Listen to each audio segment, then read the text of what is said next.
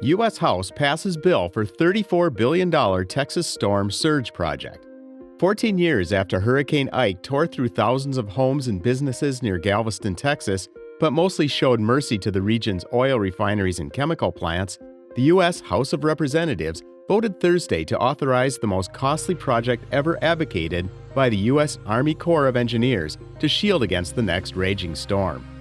Ike erased beachfront neighborhoods, leading to $30 billion in damage.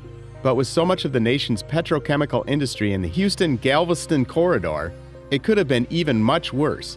That close call motivated marine science professor Bill Merrill to first put forward a huge coastal barrier to protect against a direct hit. Now, the National Defense Authorization Act includes authorizations for a $34 billion plan that borrows from Merrill's idea.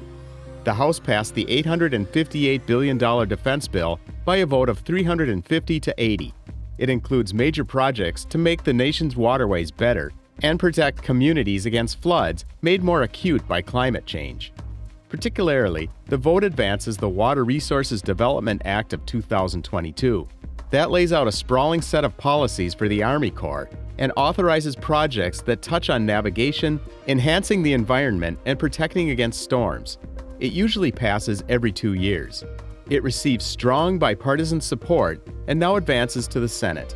The Texas Coastal Protection Project far outstrips any of the 24 other projects greenlit by the bill.